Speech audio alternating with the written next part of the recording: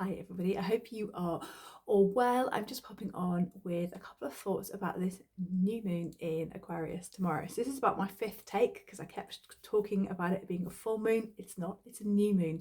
So new moon tomorrow, which is going to be 12:37 GMT. So lunchtime-ish at 9 degrees of the Chalice Bearer, the sign of Aquarius. And when we really feel into this energy of the new moon, Aquarius very much is the sign of the cosmic mother. She is the sign of the celestial star weaver.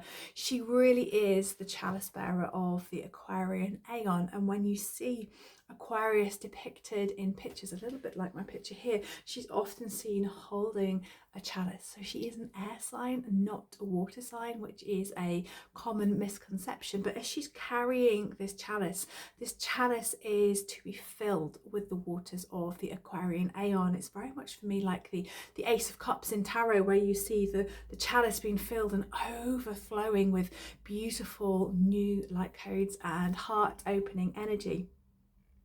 And as the sign of the cosmic mother, as the sign of the celestial star weaver, she very much weaves the threads of our life. She is the rebel and the revolutionary. She is the whisper in your ear that really asks you to step out of the matrix, to refuse to conform to societal expectations, to really think outside the box. And for those of you who may have Aquarius or Aquarius placements, you know, I often see them very much as very rebellious, very non-conformist, often renegades, and often the ones who struggle to really fit inside the box that others want to place them in. It's a brilliant sign, but we must remember that whether we have an Aquarius placement, because Aquarius is in all our charts, when we are rebelling now, particularly now, as we are on that threshold of the age of Pisces, coming into the age of Aquarius, is to remember to rebel from our hearts and have a reason to rebel, not just be a randomly scattered rebel without a cause, because that isn't going to move us forward in our life's work, move us forward on the ascension pathway as well.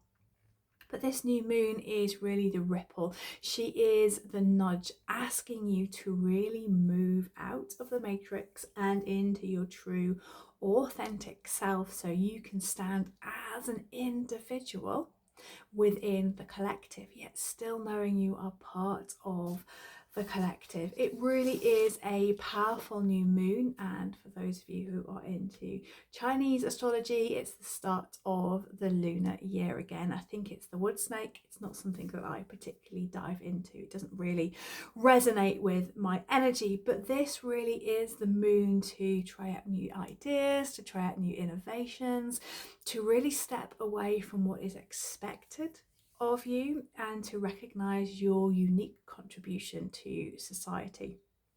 Luna is really asking you to play your role as an individual within the collective weave, the weave of the collective as well. And when we are envisaging our future dreams, because as the sign of the cosmic mother, the celestial star weaver, she asks us to look beyond, and she asks us to really expand our vision. And in expanding that vision, she asks us to look at where we want to go, but it may be by an unconventional route. She is really going to throw us outside of our comfort zones.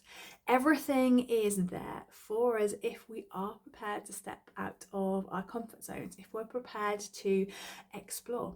So really think about your life as we go into this new moon, this new lunar cycle, of what isn't working in your life.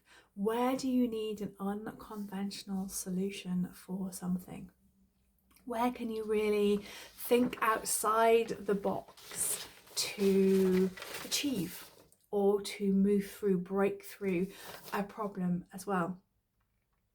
Aquarius, and talking about the Aquarian aeon, which if you've seen a previous post on some of my social media, there is going to be a new podcast podcast out tomorrow with my beautiful starry sister Maria Jones, where we're going to talk a lot about the Aquarian Aeon being on the threshold as we step over. So we are still astrologically and astronomically in the age of Pisces, going into the age of Aquarius, but the two ages do overlap. We're going to talk about that a lot, and if you've bought my book, you know that I talk a lot about the precession of the equinoxes. But this year really feels like it is one of the bridging years for energetically bridging, not astrologically or astronomically bridging over.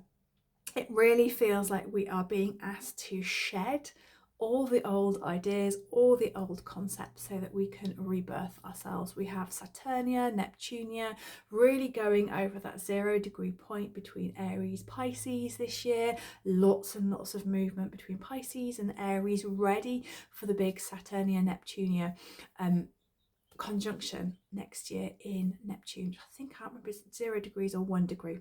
It eludes me at the moment, but this moon is really bringing in some kind of themes for the Aquarian age, which we are really being asked to embrace. And they are, you know, the highest vision for the future, expanded self-awareness, being individual yet part of the web and the weave of life as well. And really thinking about the themes of the Aquarian age, which for me very much are going to be about community, about collaboration, and about being part of the collective yet deeply individual. So this year really feels like a year of preparation, a year of revelation, really bridging the old and the new. What are the old are we going to bring into the new, and what needs leaving behind? Do we need to recapture the old ways and rework them for the new aeon? Really big things to think about. So when we look at the chart particularly, we also have not just Sol and Luna conjunct at 9 degrees, we have Plutonia and Mercuria, so the dark goddess of transformation, Plutonia, and Mercuria, the quick silver tongue goddess of communication, also conjunct at 1 degree of Aquarius. So lots going on, you know, the planetary goddesses all being in Aquarius are really asking us to step into our own. They are here to inspire us, they're here to empower us, to really act from our hearts, to stand in our own sovereignty. And for me, Mercuria, communication in the sign of Aquarius, is really providing us with the inspiration to communicate differently and to be open to what may be presented differently or received when we are downloading ideas. And Plutonia really comes through there to maybe shuffle up and change the energy, looking at secrets, lies, revelations, transforming the way that we speak. We may find we are speaking about different topics, and if you do go on the podcast tomorrow, you will find that we are really taking ourselves out of our comfort zone. The aspects that we normally talk about in our small style community, we're really bringing that to the fore, and that could be quite uncomfortable listening for some people, or it could really resonate with you. But Mercury in Aquarius is really pushing us to think outside the box, to speak differently, to present ideas in a very different way. But we've also got Mars, the red goddess, still in retrograde at the moment, so we might not feel like we want to move forward. We may feel a little bit frustrated still, but this new moon is really giving us creative ways in which we can move forward, creative ways in which we can navigate the challenges of this Mars retrograde.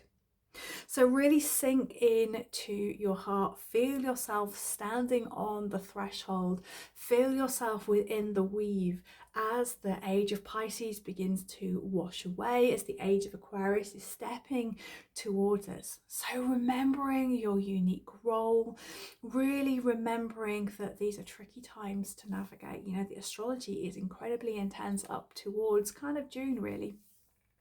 But just remember to remain in your heart. Give yourself permission to think outside the box. Remember your unique role as well. But most of all, stay anchored within yourself. Stay anchored within your heart.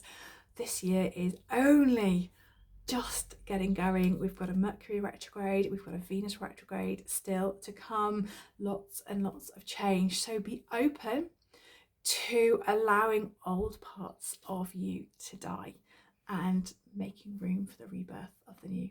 So sending you all so much love, and I'll pop all the details about the new podcast and how ways to work with me below. Take care.